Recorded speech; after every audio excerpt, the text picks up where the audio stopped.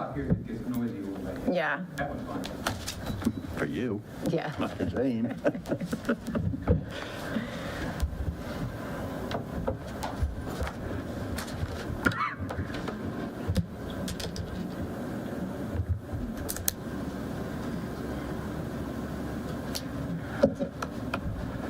Welcome to Queen Anne's County Board of Education for November the 17th. Can we all stand for the pledge? Pledge allegiance to the flag of the United States of America and to the republic for which it stands, one nation, under God, indivisible, with liberty and justice for all. Thank you. Okay, do we have approval of the agenda? Mr. Smith, may I make a motion to approve the agenda as presented? Second. Motion second. All those say aye. Aye. Ayes have it 5-0. Okay, for the approval of the minutes for November the 3rd closed sessions, have I had a chance to look at them? Yes. Mr. Smith, may I make a motion to approve the minutes for the closed session on November 3rd, 2021?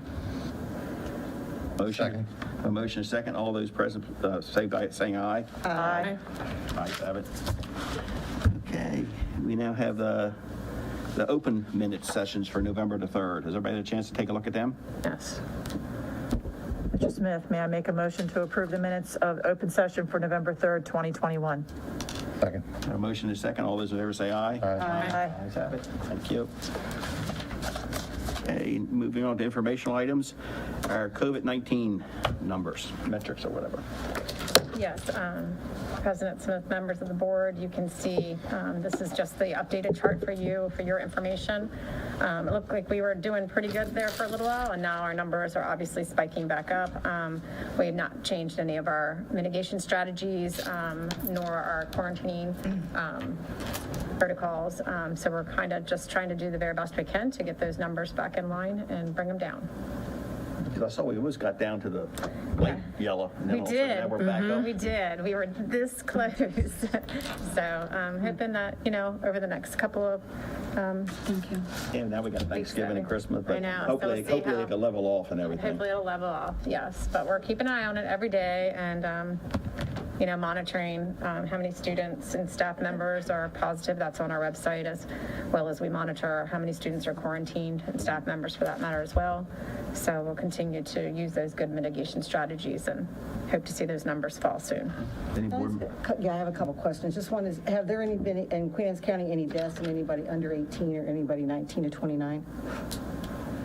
I wouldn't know 19 to 29, and to my knowledge, I have not been notified of any students. And on the quarantine numbers, I don't even know if it's possible to do this, but is there a way to find out of the, we had the last time, I think, the numbers, and we're at 25 positive and then 75, I think it was quarantined. Is there a way to track how many of those 75, if any, come down with symptoms or COVID?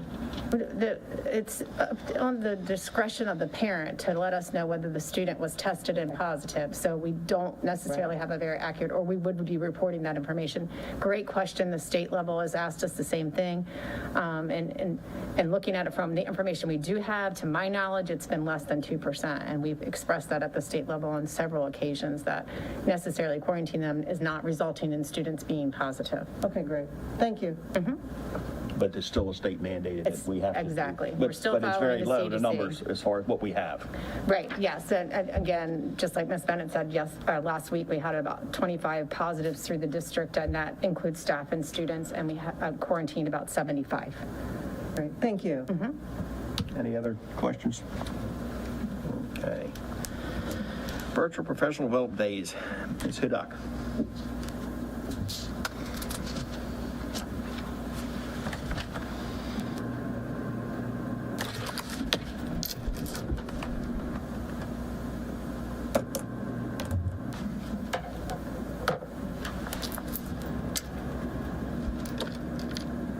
Good evening, Mr. Smith, Dr. Salins, board members, executive team. So what I am presenting to you is an informational item, and the CNI team, along with the executive team, looked at the current calendar and the professional development days. And what you see are each of the leveled each of the levels of schools, and each of them has 2.5 days allotted for virtual, an option, let me preface it with an option for teachers to receive professional development virtually. If the teacher chooses to be at the school, whether they like the structure of just being in their classroom in an office type environment, or if they need internet, they can certainly be at the school.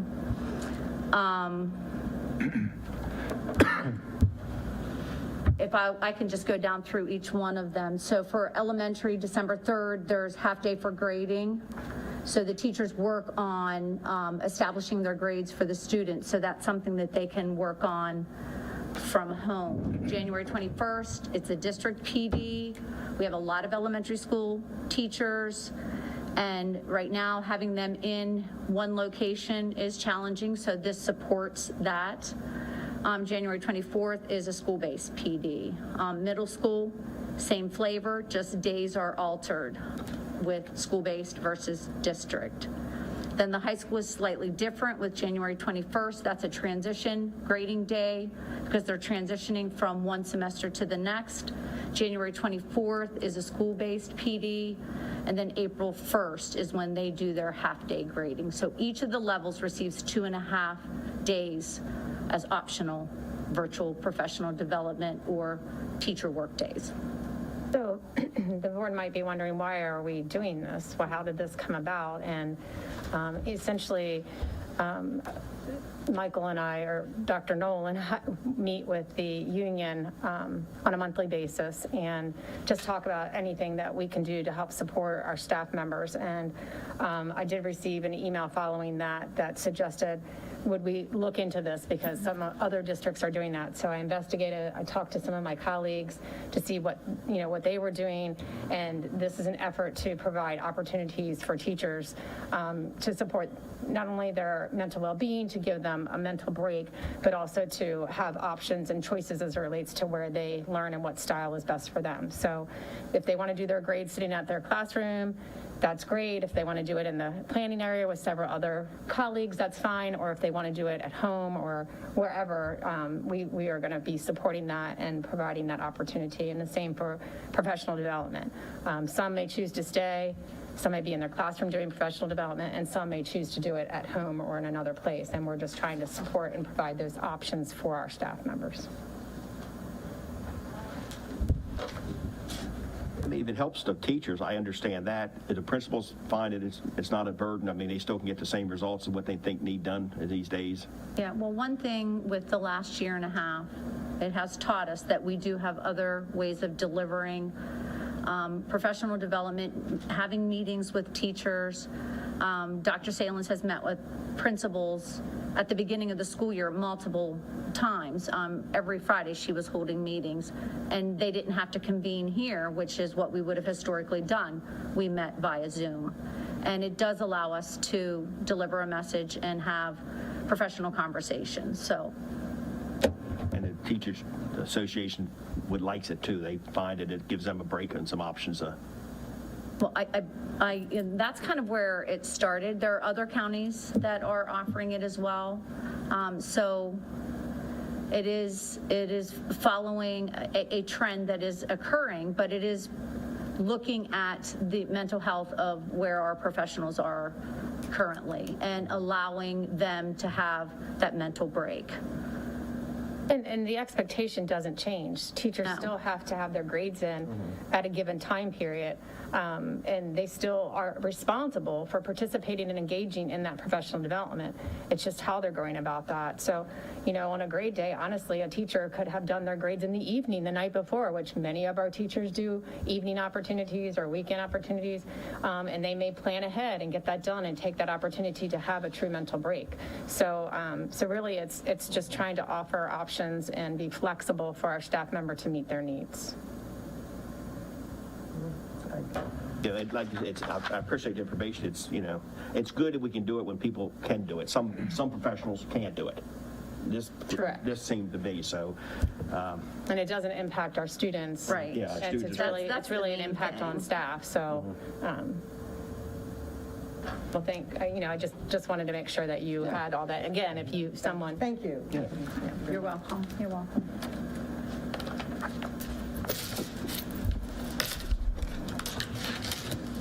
Okay, Dr. Matt Kibler, Introduction to Blueprint for Maryland's Future.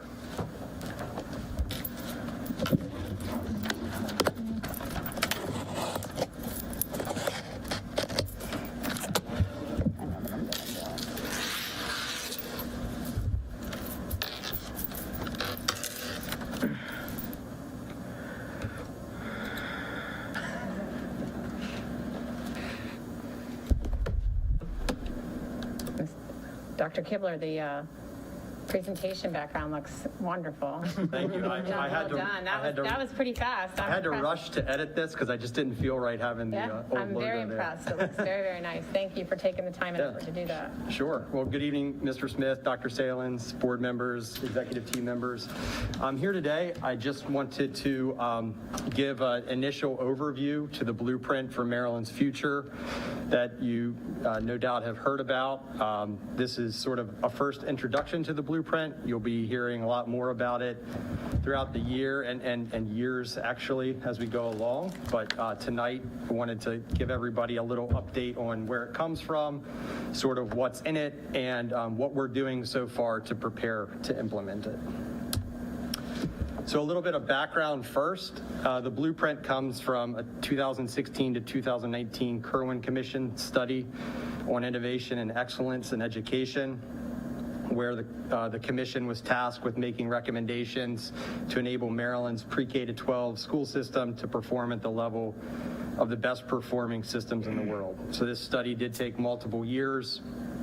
When it was concluded, it went to the state of Maryland, and which was then turned into the Blueprint for Maryland's Future, House Bill 1300 in 2020, which was passed, but then vetoed by the governor that year. In 2021, the HB 1300 was overridden. An additional bill was brought forward, number 1372, which was also passed. It updated and complemented the initial legislation, so there were some dates that were not going to be able to be met in the initial 1300, which got amended in 1372, and some clarifying pieces. So really the blueprint is a combination of these two bills. It's a lot to go through. It's 240 pages in HB 1300 and another 45 in 1372, and we're doing the best we can to get the district ready for it. It's broken down into 5 policy areas, and I'll go into a little bit more depth in a few minutes on what's in each of these policy areas, but we have early childhood education, high quality and diverse teachers and leaders, college and career readiness pathways, and I want to make sure that the board members understand that career and technical education is in that policy area. More resources to ensure all students are successful, and then the governance and accountability piece of it. Current progress, what are we doing as a district already? Over the summer, before I even got here, Dr. Salins organized a blueprint implementation advisory work group. I believe the group has met 5 or 6 times at this point, meet monthly, and it's made up of stakeholders from around the district. We have teachers, school level administrators, administrators from the central office, board members. Ms. Bennett and Mr. Smith were at our last meeting, which is great, and hope you can continue being there with us. We have community members as well, parents, health department, police, and we're always looking to expand that group to make sure that voices around the community can be heard and have a part in what we're doing. I'm a member of a statewide blueprint coordinators group, and we meet with representatives from MSDE when necessary. And basically we're talking, so we the districts are aligned in what's coming in the blueprint, make sure that all the districts are sort of progressing along in sort of the same way. It's a great resource that we can ask each other questions. We meet roughly every month. There are additional meetings if something pressing comes up, and that's just been a great resource, I think, for all of us. I put Affinity Groups here, just sort of let everybody know that the different areas sort of associated with MSDE are starting to tackle this. The early childhood education and their contacts at all the districts are really meeting and working on the pre-K piece. The CFO groups, I know Ms. Towers keeps me abreast of what's going on in their group through MSDE, so they're really ahead of the game. Dr. Noel and his HR colleagues are talking a lot about it. Dr. Salins, I think, gets a weekly update from the state superintendent, and there's a piece about the blueprint, I feel like, pretty much every week, just to make sure that we're all on the same page. So it's a big bill, but I appreciate that everybody's working together on it. We really are focusing on the reporting requirements for this year. Just so everybody understands, it's not that the blueprint is necessarily happening already, where all the different policy areas are sort of already implemented, but there are a number of reports that we were required to submit this year. Most of them are just informational to the state, just sort of baseline data, where are we at on certain things. Nothing really surprising. I think we've been able to handle everything just fine so far. We have all the dates, and we're working on that. We had 2 due dates this week, actually, and we're fine, and that will continue. And then the big piece here, and this is where the Blueprint Implementation Advisory Work Group will play a large part as well, is our district-wide implementation plan. So how are we going to implement the entire blueprint in the district in the coming years? And that's going to be overseen by an accountability and implementation board that is appointed by the governor. They've just met for the first time. So I'll go into a little bit about that, but the district implementation plan, the AIB will actually give us the guidelines for this plan on February 15th. The rubric for the implementation plan is going to be developed by MSDE, and that's to be to us, to the districts, by April 1st. And then our completed implementation plans are due back to the AIB by June 15th. The AIB has just met initially. There are some discussions around that there's the potential that these due dates get shifted.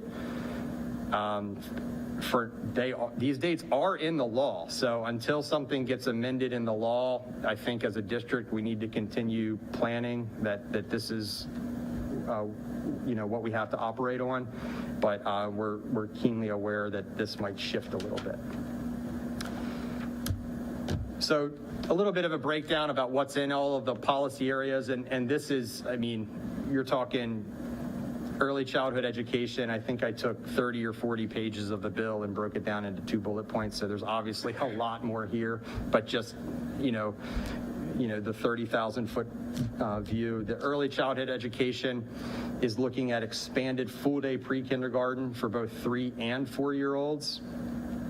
And it also includes increased standards for teachers and programs so that the pre-K teachers are certified, programs are accredited. And there's both a public and a private piece to this as well. High quality and diverse teachers and leaders. The goal of this piece of the legislation is to attract individuals to the teaching profession. There is a career ladder piece, which has both a teacher track and a leadership track. And the goal is to not only attract people to the teaching profession, but then to incentivize and give room to grow as teachers. There is another piece as well where districts can develop leaders, both up to the principal level, and then if we would choose to add a piece of that to district level leadership, we can do that as well. College and career readiness pathways. It's really about increasing the attainment of college and career readiness, a competitive college preparatory program, dual enrollment. And so what they're really looking at here is not just, it's your AP classes, it's getting students in the dual enrollment to maybe get an associate's degree by the time they graduate. And then as well expanding the access and the number of students that are completing CTE programs. And I think we've heard a little bit about that in the past few board meetings from Mr. Tolley as well. More resources to ensure all students are successful. So it includes academic, social service, and health supports. This can include things like tutoring, as well as mental health resources, and increased funding for special education and EL students, as well as expanded funding for technology. And then the last piece is the governance. So overseeing the implementation, again, of the blueprint in all the districts is this Accountability and Implementation Board. It's a seven-member board appointed by the governor. They have rotating terms on that board, and they have a staff that will work with them. We have to make our comprehensive implementation plan, and there are also going to be expert review teams within the blueprint that will be visiting these districts, looking at our plans in action, making sure we're doing the things that we said. Next steps, where are we going from here? Continuing to get the word out to stakeholders. I'll be making a similar presentation to the administrator and supervisor group in the beginning of December. I'm anxious to hear that group's thoughts on how else we might get the word out to the teachers in the schools, parents, community members. I attended a liaison meeting with the county commissioners where we talked a little bit about what the presentation here. They had some questions about the Accountability and Implementation Board and what we had heard from our end that the governor appointed, and so they know, and they've invited us back to make a presentation at one of their scheduled meetings to get the word out to the community. I'm really interested in seeing what we're already doing in the district that satisfies the blueprint. Not everything that's in it is new. Some of it, we're already there. And I think the more we can see that and assure ourselves that we're on the right path, it's going to feel good. Policy area subcommittees, it's really difficult for the advisory work group, who only meets once a month, to fully work on this plan by themselves. So what we've started to do is we've got initially right now, we've got a pre-K group that's going to be meeting every other week. We're starting to meet as well on the career ladder piece with a small group of folks, and that will expand as we go. Also met on the college career readiness and the CTE piece, and we'll just keep expanding that as we go along. And then the last piece is just preparing our district to write the implementation plan, and we'll watch the dates. We'll see what gets amended in this next legislative session. We'll have an eye on that. And that's what I prepared. I'm happy to answer any questions, and I might take questions and come back to you because again, there's a lot here. Well, two things. I just happened to be in the building, so I stopped in. Helen's our representative on the board there. But my question is on early childhood education. Who's going to fund it? Where are we going to put them? And I don't, we got a space issue, funding. It's all great to do this, and very impressed with your panel, who you have there. But everybody's got to be there. Got to make sure we get all the stakeholders, because it's like the comprehensive plan with zoning. I mean, it's where it starts, and this is where the foundation is. And if we get it right here, what happens here is what's going to be the future. Don't get involved now. People better pay attention, and that's one of my concerns just on that one. We Helen talked probably about can. that with the Right. Kerwin, when it was a Kerwin. I mean, it's a great in theory, but how do you fund all of that? Well, theoretically, the money's coming from the state to us, so. And what about But the facilities that we, right now, we know that some of our schools, we can actually expand and do it, but some we can, and so we have to really start, what does that look like? How do we provide that spacing? Or looking at it from a district perspective, do you pull those together in a different location type of thing? So those are all, things that we're all talking about and thinking about and investigating and talking to other districts to see what they're doing and things like that. So we're just in the process. I'm impressed with just the brainstorming going on. I mean, some great ideas, and I think that it's exciting to just see all of those wheels turning and coming up with. Thanks. Yeah. I appreciate that. We've got a good group, and we'll continue to expand, like Mr. Smith said, to make sure we don't leave anybody out. Mr. Pender is a part of the pre-K group, because obviously the space is an issue, transportation. There is a private piece of that pre-K, 3 to 4. If private providers would like to step up, they would have access to that money, and we could partner with them as well. So we'll continue to explore options. The nice thing is we don't have to flip a switch and do all of this next year. I mean, that's not the point. Right. Right. I mean, we have years to implement this and implement it as we can. And those are some of the decisions we'll have to make. Do we choose to try to, go full day for just 4-year-olds first and see how that goes? I don't know, but those are all the discussions that have to take place. And where do we put everyone? Well, history, it has always told us that most mandates come with us with no money. That's correct. I mean, I think we need to be diligent, raise these questions, not that, the state's going to do what they're going to do, and it's unfunded mandates come down all the time, but as Helen says, we need to be aware of some of the stuff that's going on. Sure. And, because a lot of these stakeholders, some of them at this thing are going to be the ones being asked to fund it later on. That's correct.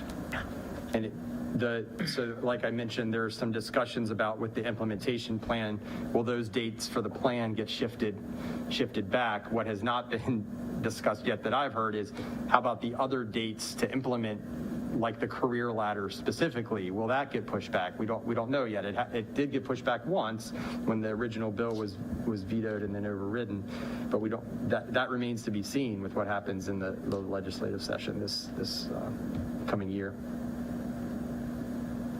Any other questions? Thank you. Thank you. Thank you. Thank you, Dr. Pender. I'd like to, Tammy, add one thing to the agenda.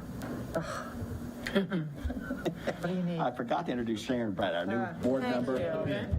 I should have done this earlier. That's why I don't get paid the big bucks. But I want to thank you for volunteering. You've been appointed by the governor for District 1. Thank you. Welcome aboard. I think a few of us, all of us that could make it where it's your swearing in, that's where it's blue thing. I really appreciate you being on board. Thanks. And I think Welcome. you're well aware of our system because I think you telling me you have a daughter that just went through the system. Yeah. So bring a lot of knowledge and firsthand information to us. I will try. Thank you. You're welcome. Thank you. Thank you very much. Okay. Now we're back to our agenda. Fund balance, Jane. Good evening, Dr. Stalin, President Smith, board members, executive team. Tonight we bring before you for a first informational review of a first read of a fund balance policy, Policy 310. The purpose of this policy is to establish a targeted fund balance for the general fund of our unassigned fund balance and guidance with the use of fund balance, how to actually use what that fund balance will be for going forward. In the policy, the target range, I'll bring it up, it's on page 2, would be a minimum of 1% of our annual operating expenditures, not to exceed 5%. I apologize. On here, it says 305. Is it 310? Because even on the fund balance policy, it says policy 305. Can somebody just clarify if it's On the Oh, yeah. It says 305 or 310. Can somebody just clarify before it goes out? Yes, definitely we will. Good catch, Tammy. Yes, thank you. Thank you. Look at this 100 times and we still don't, I get it. I appreciate that. that. Yes, Our thank eyes you. get crossed after a while. And I understand that there's other counties that have this policy already. Pretty much all the school systems in the state now have, it's either a percentage or actually a dollar amount. Okay. Well, it's physically Very good responsible to state. have. It is. I mean, you have to have some kind of fund balance because you never know what's going to happen. And there'll be no regulations attached to this? It would be just straight policy? Correct. Okay.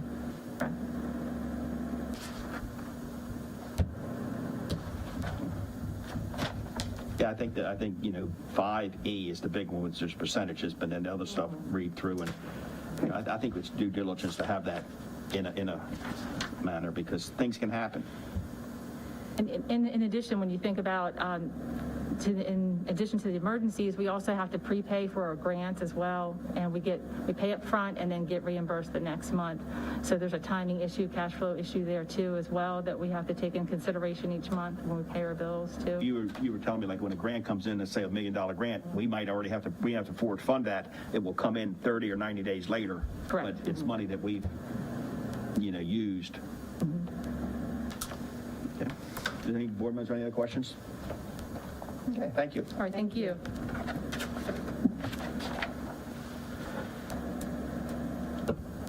Okay, current action item, Dr. Salins. Yes, Mr. Smith, members of the board, I bring before you an action item to modify our current school calendar. This request includes 5 current full days moving to half days, and those dates are listed in the action item, which are December 22nd, March 4th, March 18th, April 14th, and May 27th. And the statement or reasoning behind this request is, over the last 20 months, we've definitely had to navigate some significant situations. And as a result, I know everyone has been working extremely hard to plan and implement and engage students in learning. And coming back, face-to-face instruction has been most beneficial for our students, but also has been very overwhelming for the staff, not having that opportunity midweek to take extra time to plan. So the half days would provide them, meaning our staff, with opportunities to kind of digest and catch up and or rest. And these days really are to promote self-care and the acknowledgement that the social and emotional well-being of our staff is important and significant. And I wanted to make sure that the board knew that we are still well within our requirements of the state. Total hours that are mandated by the state is 1,080 hours. And also a requirement of 180 days. We will still meet that requirement, and you can see the numbers there that elementary and middle school hours are currently slated at 1,223, a total of 143 hours over, and the high school are currently 164 hours over. So we would still be well within and would not jeopardize meeting the state requirements. Okay. Do we want to get a motion in a second, or do we want a discussion first?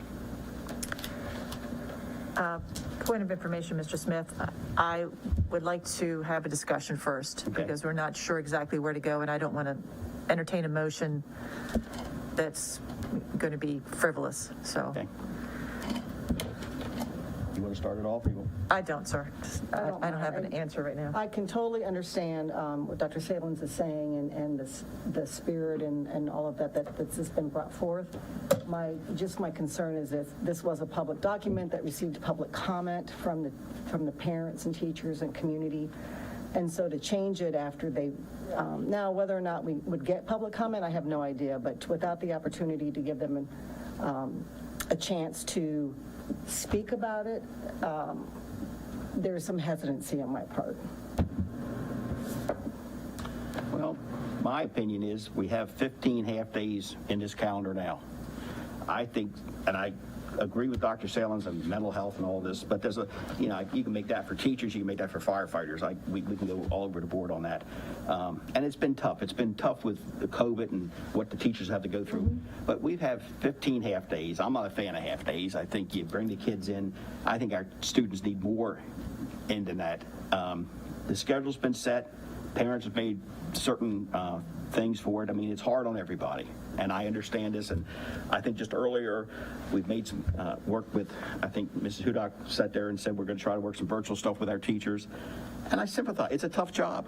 It is, but I am not for adding any more half days to this calendar personally.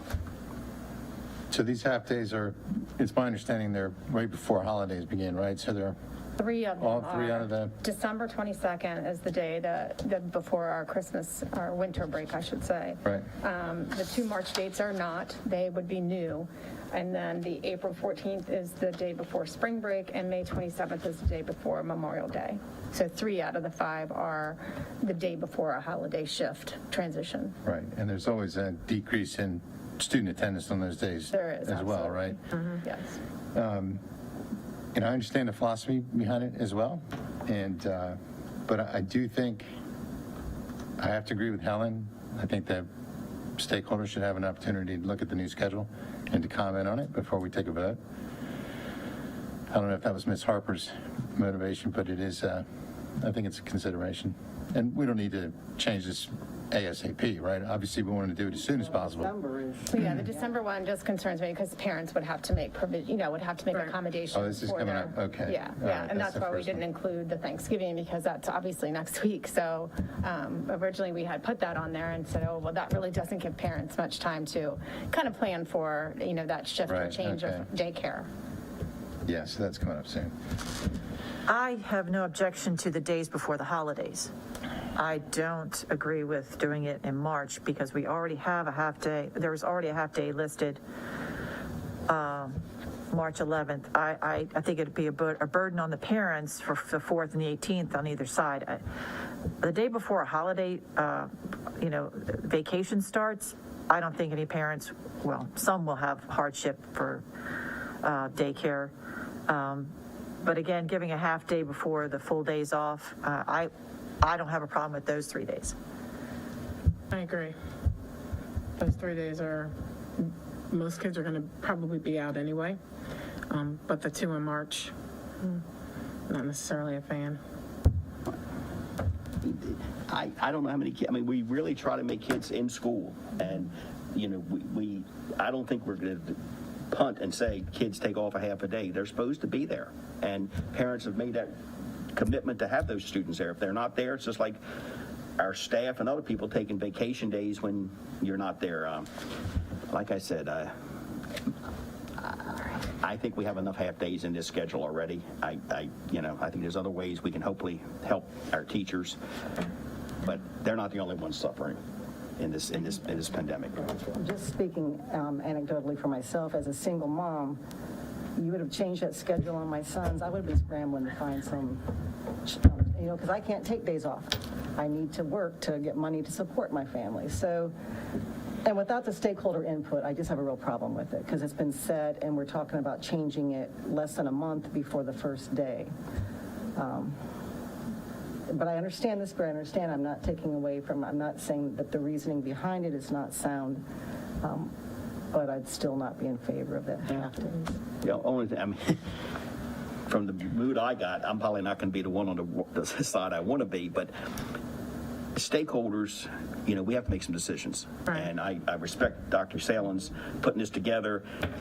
If it's going to change, which I'm not for it, better change it now than push it farther because it's just going to push it a cone closer for everybody to have to start scrambling for daycare and everything else. Mr. You Smith? could always drop December 22nd. Mr. Smith, could we possibly put it on the website and get some feedback before we do this? We do have December 1st meeting. If we are putting it out now that we are considering doing a half day on December 22nd, that would give people time to have some input. 2 weeks. It's possible, but we would have to put this out, like total mega blast, through the parent portal, emails out to, the entire staff, how they would feel about having a half day on December 22nd. I have no problem with that, but it's probably not going to change my mind, but I'm willing to listen to anybody, but I'm for leaving the count like this, but there's 5 of us up here, so let's come up with a consensus on that one. So do we make a motion to, We just direct Dr. Salins to put it out on the website, that's all. What's and then put it on the agenda for the next December meeting? 1st. And we put on the agenda for December 1st. And what's a half day in December again, please? December 22nd. 22nd. So we'd make a decision on the 1st, Yes. and it would affect the 22nd, which would give somebody 3.5 weeks to make arrangements knowing their child will not be in school a full day. But we really need to put this out as an e-blast now, like tomorrow morning. This is what the board is considering. We need to have parental and teacher input, staff input. Are they available? Are they, can they find, childcare on December 22nd? Would some of them like to have a half day off? We need to be fair about this. Let me ask you a question, and maybe this is something we talk about students, and maybe I'm not putting you on a hot spot, Amy, just punt if you want to or don't say anything. As a principal, some students probably don't show up on the day before Christmas or day before Thanksgiving holiday. What about your staff and teachers? Do you have a problem with that too? It just depends. It really does. It Yeah. just depends.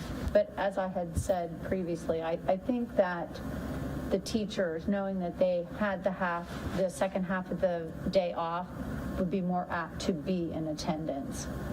So we don't have attendance problem before holidays or anything? I'm not saying per se. that. Okay, thank you. It just depends. Understand. It just depends. And we already have a substitute problem, so Yeah. it's, And now it's very different than. yeah. Dr. Salins, would it be feasible to take this, I mean, you're hearing what the board's saying. Sure, absolutely. To put this on the agenda for our December 1st meeting? Yep. And take a vote on it with everybody knowing that there's been a proposal by you, there's been some suggestions on a couple different days, and let people comment on it and get back to it, or get back to, So I can put out a survey tomorrow to everyone, staff and parents, and I can actually list it out by date so we can get data for each date. So if it's like everybody says yes for the 22nd, but like only half of people say yes for April 14th, or, you know what I mean? So then you can actually see, because somebody brought up the fact that the 3 days before the holidays might actually be advantageous for Yes. parents who are traveling or something like that, where the student wouldn't miss work. And so I can actually do it by date and give you some data by date. okay. That'd be great. Sounds good. That'd be awesome. Thank you. So what we're going to do is we're going to table this until our December 1st. So do I make a motion to table the discussion and vote of this, of the half days until December 1st? Is that a motion? Motion? Have a second? That's a second. All those in favor say aye. Aye. Ayes have it. Thank you. Appreciate that. Thank you. Okay, our next thing, future meetings, we have, as we just discussed, December the 1st, board meeting. I have been asked about December the 15th, and I'll defer that to the December 1st meeting to Dr. Salins if we need a work session for December. I know there's a lot going on in December. Okay. If we, I'll look it on you and and I'll I can, get you to know, you. Yep, if the sure. board feels, any board members feel that they think it's necessary, we'll keep it on the 15th. If it's not a hot item for that, we could tentatively look at that.